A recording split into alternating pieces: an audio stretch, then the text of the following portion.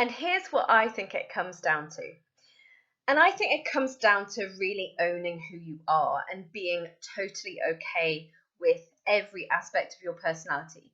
And I don't think that's something which comes video by video or bit by bit of building a business or even bit by bit of living your life.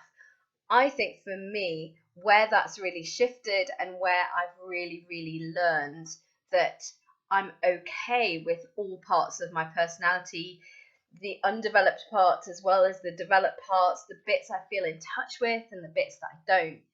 It's something that I have grown over time, that awareness that they're okay and that all is well, and that I can have my doubts and I can have my fears and I can have my imperfections, and I can also have all the things that I'm really good at and all the talents that I kind of believe that I have, that I know deep down inside that I have. Maybe I'm a little bit scared to show all of them. Maybe I haven't really owned them as much as I could do. And even confidence, like levels of confidence that I could have tapped into at any point but didn't. And to be okay with all of that. So to sort of embrace it, I guess, is like part of the journey, that I've realized that that's what it is. That's being you. That's being all of you, because all of us is not like perfect and it's not polished.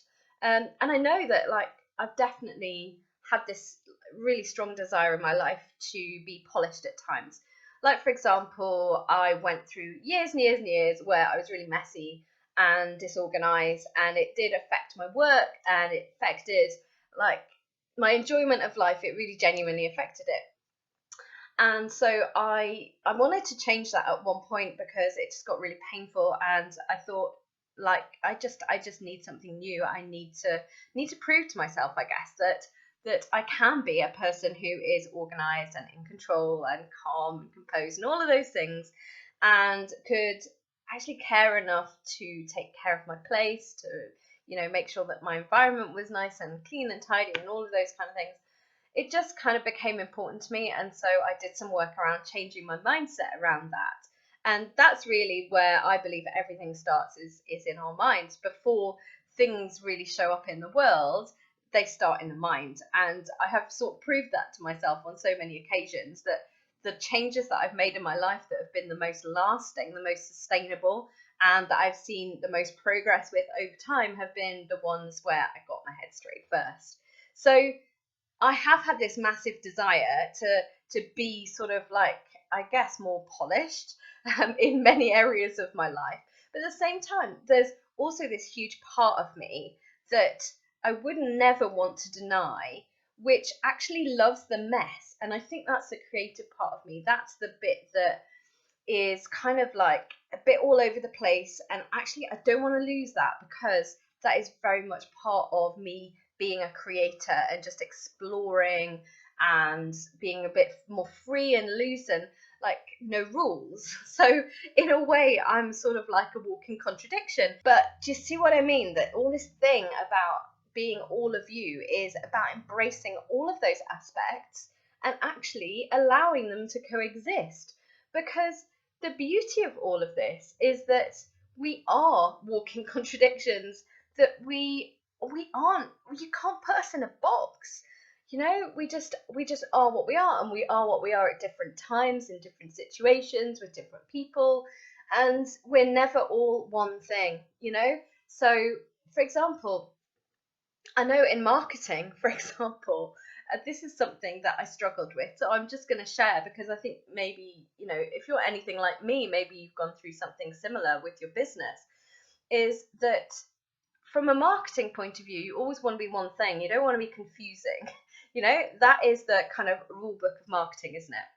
And for me, because I'm this walking contradiction, that's why I'm called the Queen of Calm and Quantum Leaps, because ultimately there are these two like sides to me. One is that if you work with me, you'll know that I'm amazing in a crisis. You will know that I can be so calm and so like a rock, you wouldn't believe, that even when I'm going through really tough times, and I have been through some tough times, I know what that's like.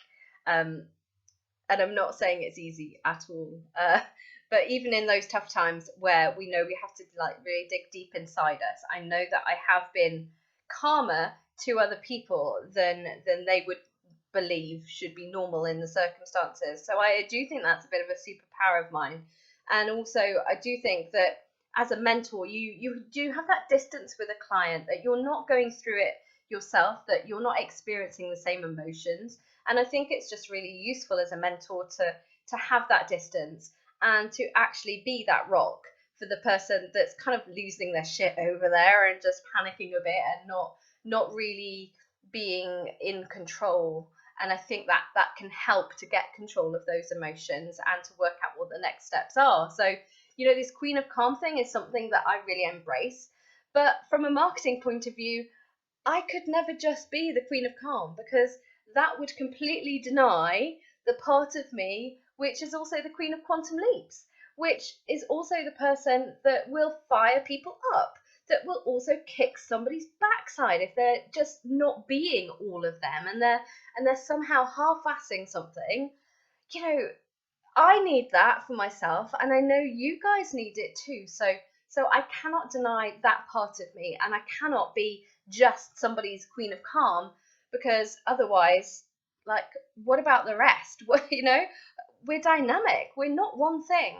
So yeah, from a marketing point of view, I've kind of struggled with that, but also I've had to say to myself and just decide and choose to believe that that is not confusing to the people that I work with. That is just not important to them. I'm okay that I'm a contradiction, and that isn't confusing. That's just me. That's just presence. That's just an energetic match, or it's not, frankly. And I think that's what I'm learning to step into more, I think, is just being more okay with this imperfection, with not knowing it all, not having all the answers, and just being a glorious mess of different things. I think that's what it means to be all of you. And what I've noticed is when we're not being all of us, what happens is we start to feel boxed in. We start to feel contracted, like we're not really living as expansive a life as we could. And in business, it can manifest as boredom, because we're always going to get bored of feeling boxed in.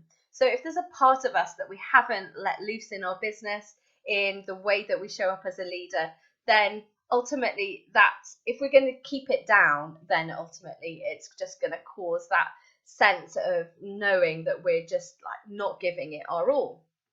But I think also it's more than that. I think when we box ourselves in, I think we always know that we're boxing ourselves in, and that it's not something that somebody else is doing externally. And we might have made the excuse that we've got to be this professional person that looks a certain way, that talks a certain way. But actually, the pressure isn't external. It's never external. It's always from within.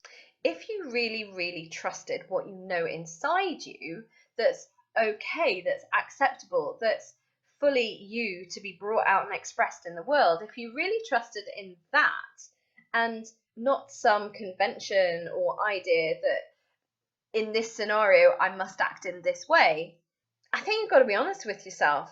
How different would your business look? How different would your life look? Because believe you me, I know what it's like to look around at my life and think, is this it? Is this literally all I'm willing to step into? And I'm not saying it's bad. Actually, a lot of it's freaking amazing. This is really just about living up to who you are. And I think if you know that there's more inside you to come out, and you don't let it come out, then of course you're going to feel contracted, because you know that you're the only one standing in the way of doing that and of living that kind of bigger, more expanded life. And that's what I want to help you do. So what I've done is I've put together an amazing 14-day coaching program where you're going to work with me one-to-one, and we are going to go back and forward working out what it means for you to be fully you.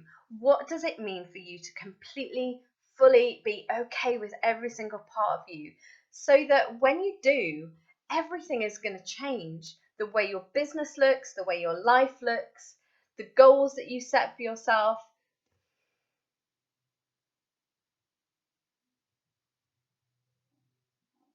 And if you want to find more about that, I want you to go to my website, which is www.fionalynn.co.uk/born-to-be-you, because ultimately we are all born to be us. I mean, it's pretty obvious, isn't it? But why do we find that difficult? And I just, life is too short, and it does actually feel, now that I'm in my 40s, it does actually feel quite short. And I've felt over the last few years an increasing urgency to really make sure that I'm not missing out on something, that I've not forgotten something that was important to me just because kind of life got in the way, and because I got too kind of absorbed in just living day to day, and the day-to-day tasks that need to get done. And living intentionally has become something which feels a lot more urgent than it ever did. The moment you have that realization is a great moment, because it's a moment in which you draw the line in the sand and you say, look, I don't want to miss out on any of this. I want to live my life to the full, and I want to make sure that I'm exploring every bit of me, every rich part, everything that can be expressed into the world that's important to me, everything I stand for. And it's really cheesy to say it, but to live up to that potential.